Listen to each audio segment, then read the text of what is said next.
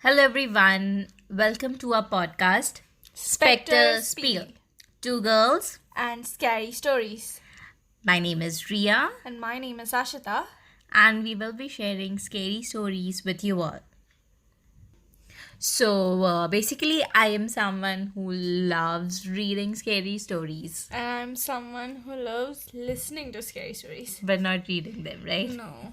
So, this podcast is for people like Ashita who loves listening to scary stories. Yeah.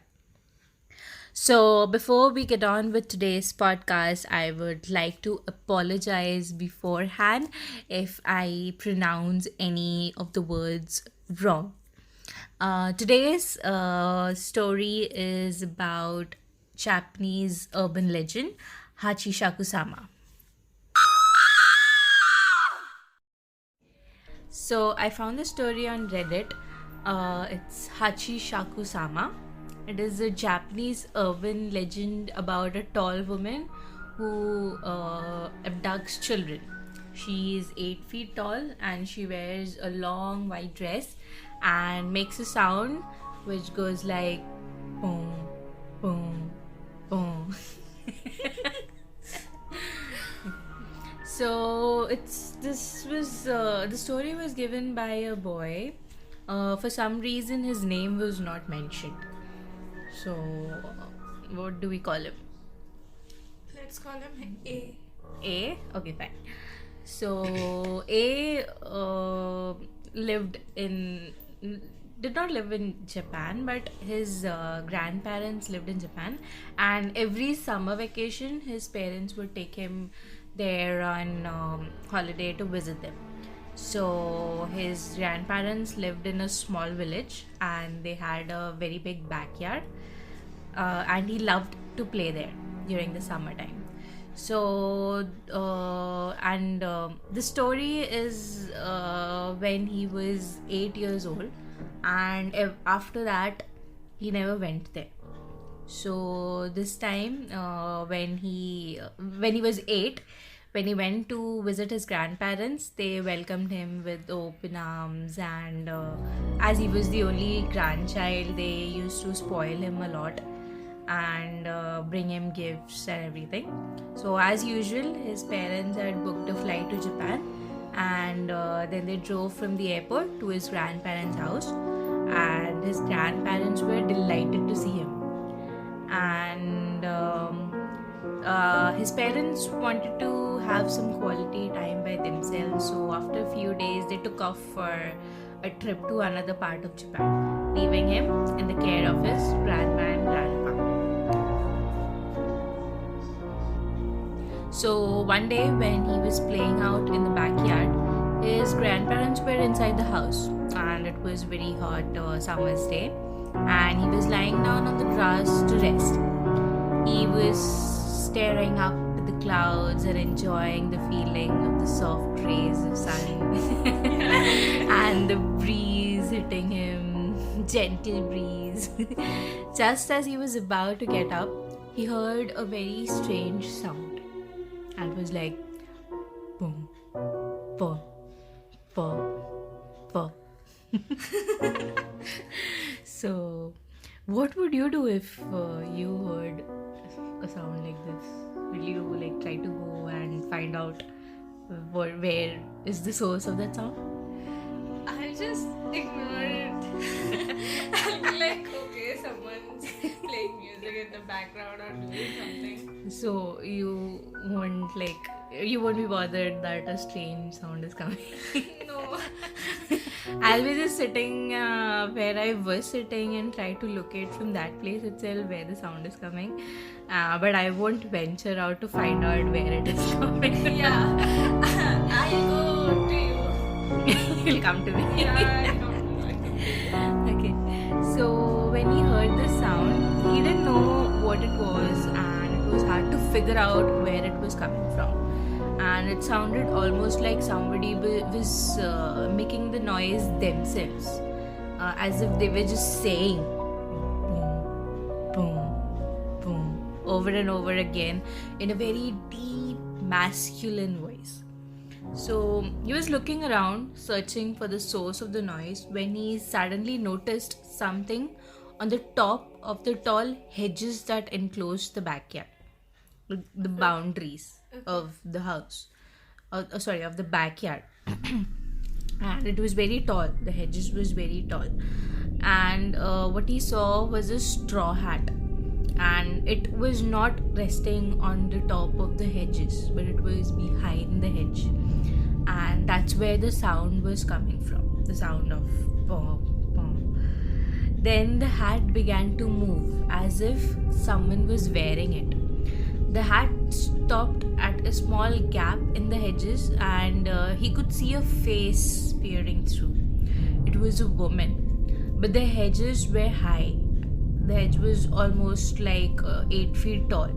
So A was quite surprised at how tall the woman was, and he was wondering if she was wearing stilettos or some sort of huge heels.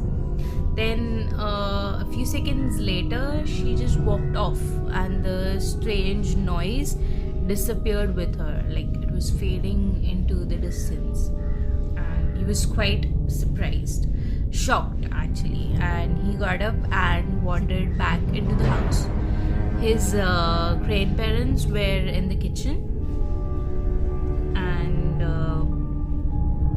So the woman was wearing a white attire. yeah, as I had mentioned in the beginning. So she was wearing a straw hat, and she was wearing a long white dress. White dress with a straw hat. Yeah. Okay. So he went inside, and his grandparents were in the kitchen drinking tea. He sat down at the end of the table, and after a while he told his grandparents that what he had seen. They weren't really paying attention to him until he mentioned the distinctive sound of po, po, po. As soon as he said that, both of them suddenly froze. His grandma's eyes grew wide, and she covered her mouth with her hand. And his grandpa's face was very serious, and he grabbed him by both his arms. "This is very important," he said in an intense voice.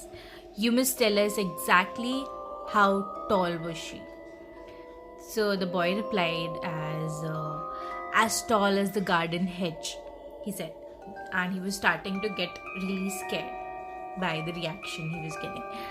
His grandfather bombarded him with questions like, where was she standing? When did this happen? What did you do? Did she see you? And he tried to answer all his questions as best as he could. And then Grandpa suddenly rushed out to the hallway and made a phone call. The boy, that is, A, couldn't hear what his grandpa was saying. He looked over to his grandma, and he saw that she was trembling. Grandpa came barging back into the room and spoke to his grandma, and he said, "I've got to go out for a while. You stay here with the child. Don't take your eyes off from him for a second, even for a second." So A cried out. He was like, "What's going on, Grandpa?" Grandpa looked at him with a sad expression in his eyes and said, "You've been liked by Hachishaku-sama." With that, he hurried out, got into his truck, and drove off. A then turned to his grandma and cautiously asked, "Who's Hachishaku-sama?" "Don't worry," she replied in a shaking voice. "Grandpa will do something. There's no need for you to worry." As they sat nervously in the kitchen waiting for his grandfather to come back, Grandma explained what was happening. She told A there was a dangerous thing that was haunting this area. They called it Hachishaku-sama because of its height. In Japanese, Hachishaku-sama means 8 feet tall. Okay. Yeah. So it takes on the appearance of an extremely tall woman, and it makes a sound like po, po, po in a deep male voice. It appears slightly different depending on who sees it. Some says it looks like a haggard old woman in a kimono, and others say it is a girl in a white funeral shroud. But one thing that never changes is its height and the sound it makes. A long time ago, it was captured by monks, and they managed to confine it in a building on the outskirts of the village. They trapped it using 4 small religious statues called Jesus. Okay, yeah, that they placed on the north, south, east, and west of the roads of that building, and it wasn't supposed to be able to move from there. But somehow it managed to escape, and the last time it appeared was 15 years ago. His grandmother said that anyone who saw 8 feet tall was destined to die within a few days. Oh, A is about to die. Yeah, so it all sounded so crazy.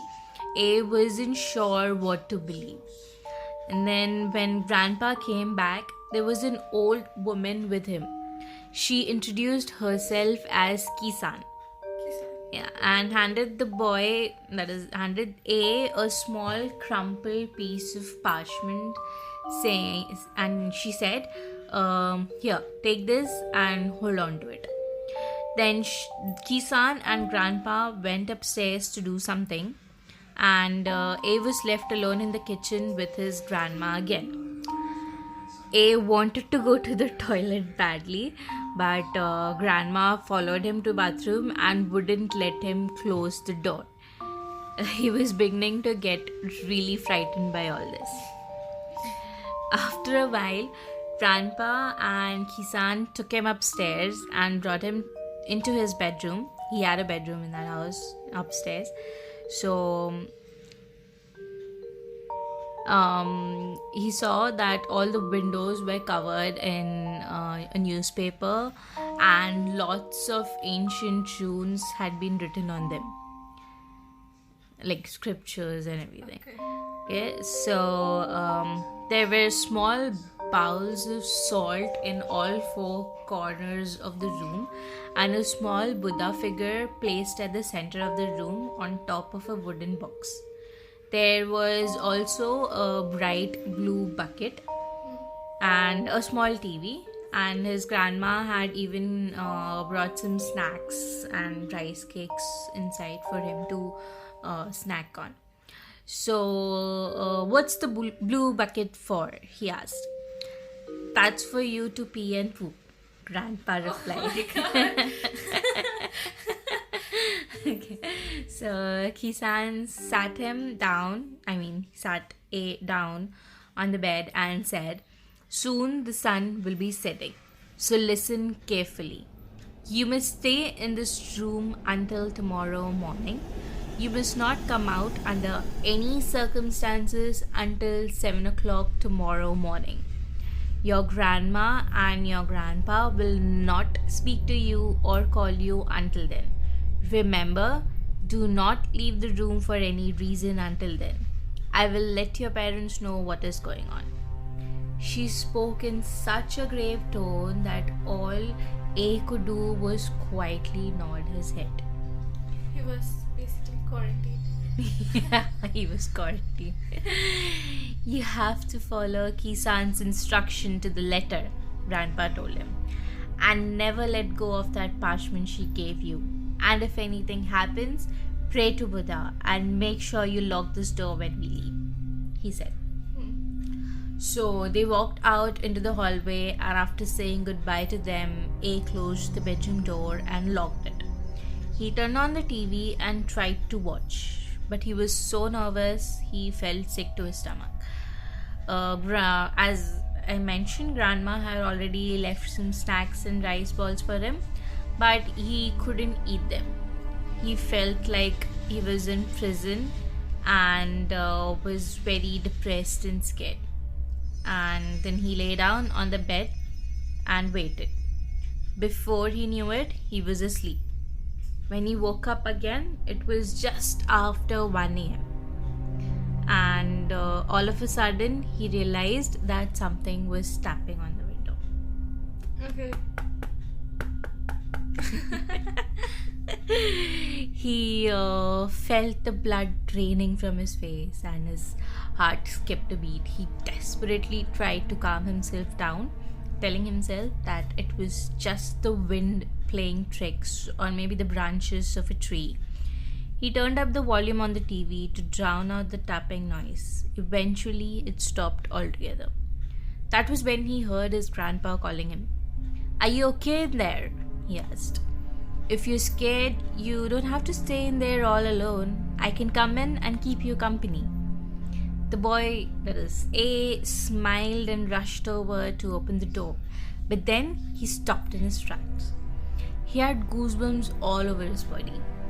It sounded like his grandpa's voice, but somehow it was different. He couldn't tell what was, but he just knew. "What are you doing?" Grandpa asked. "You can open the door now." He glanced to his left and a chill went down his spine. The salt in the bowls was slowly turning black. He backed away from the door. His whole body was trembling with fear. He fell to his knees in front of the Buddha statue and clutched the piece of parchment tightly in his hand. He started desperately praying for help. Praying for help. "Please save me from Hachishaku-sama," he wailed. Then he heard the voice outside the door saying, "Po, po, po, po." The tapping on the window started up again.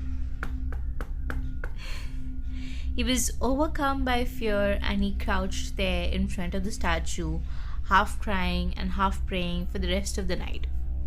He felt like it would never end, but eventually it was morning. The salt in all 4 bowls was pitch black. He checked his watch. It was 7:30 a.m. And to be double sure, he even checked the time in the news channel that was playing, and he made sure that it was 7:30 a.m. And then he cautiously opened the door. Grandma and Kisan were standing outside waiting for him.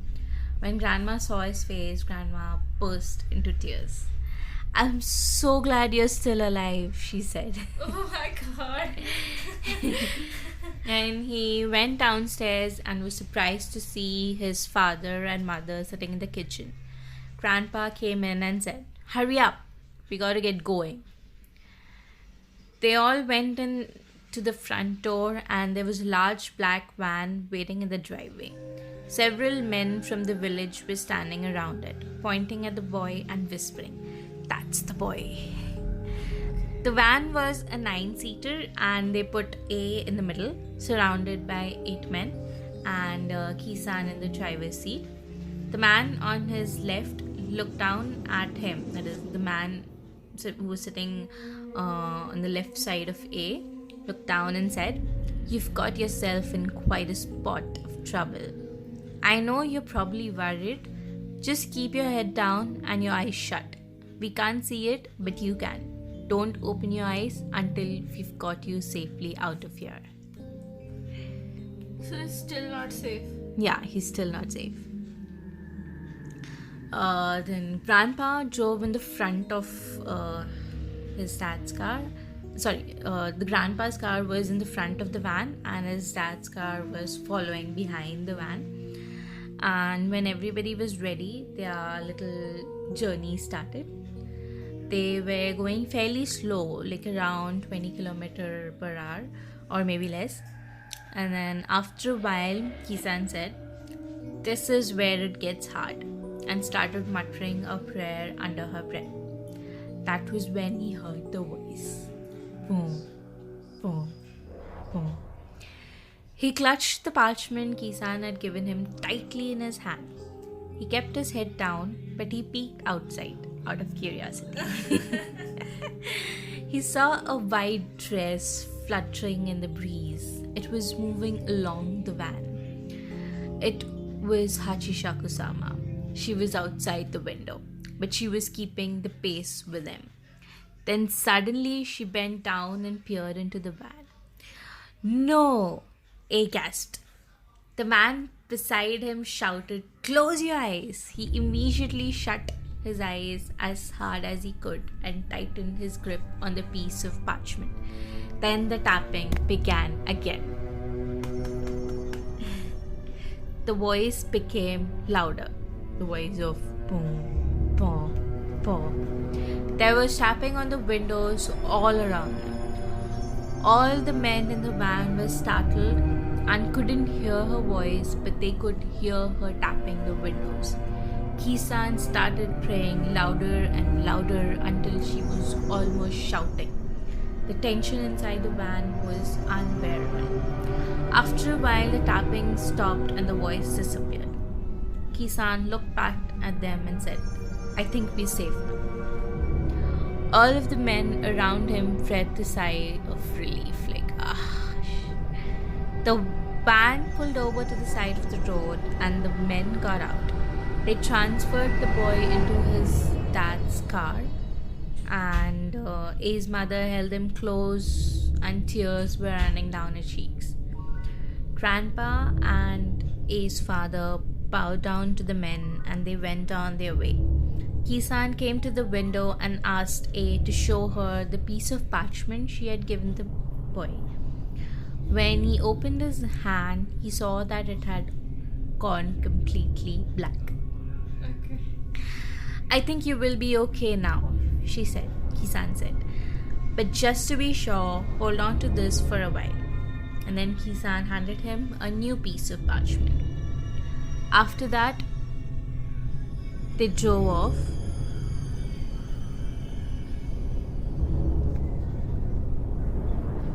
So they drove straight to the airport, and Grandpa made sure that they safely got on the plane. And after they took off, his parents breathed out a sigh of relief. A's father told him that he had heard about the Hachishaku-sama before. Years ago, his friend had been liked by her and that boy disappeared and was never seen again. His father said there were other people who had been liked by her and lived to tell about it. They all had to leave Japan and settle down in foreign countries. They were never able to go back to their homeland. She always chooses children as her victims. They say it's because children are dependent on their parents and family members. This makes them easier to deceive when she poses as their relatives. He said the men in the van were all blood relatives of his, and that's why that's why they had been sitting all around A, and why his father and grandpa had been driving in front and in the back. Who's blood related? A's blood relative, Okay. distant relatives, cousins and uncles and all. So it was all done to try and confuse Hachishaku-sama, Oh, okay. because they all were blood relatives. Okay, so it took a while to contact everyone and get them all together. So that is why he had to be confined in room all night. So his grandpa was away contacting all the relatives, and he told A that one of the little Jizo statue that was meant to keep her trapped had been broken, and that was how she escaped from that ruined place. It gave A the chills. He was glad when they finally got back home. All of this had happened years ago, and he was now over 20 years. So, and he hadn't seen his grandparents since then. He wasn't able to so much as set foot in Japan again. Afterwards, he would call them every few weeks and talk to them on the phone. Over the years, he tried to convince himself, that is, A tried to convince himself that it was just an urban legend, that everything that happened was just some sort of elaborate prank. But sometimes he's not so sure.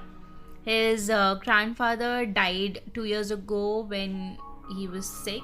He wouldn't allow A to visit him, and he left strict instructions in his will that he shouldn't attend his funeral. It was all very sad. And then few days back, that is, his grandma had called, and she said that she had been diagnosed with cancer, and she was saying that she missed A terribly and wanted to see him one last time before she died. Are you sure, Grandma? A asked. Is it safe? It's been 10 years, Grandma said. All that happened a long time ago. It's all forgotten. You're all grown up now. I'm sure that won't be a problem. But A was still reluctant. He was like, but what about Hachishaku-sama? He said. For a moment, there was a silence on the other end of the phone. Then, he heard a deep, masculine voice saying, "Po, po, po." So, Ashita, how was today's story? It was good. It was good. Was it scary, chilling? A little bit. Like when he was locked in the room. Was locked in the room. Okay. I think the sound that Hachishaku-sama was continuously making was quite funny when I was saying it, but Yeah. maybe it would be very scary when we personally experience it. Yeah. So, I hope you all liked our first podcast. Yeah. Thank you for listening to the podcast, and I hope you all got chills listening to it. And we hope we'll be coming with our second podcast soon. Till then, bye bye. Bye bye.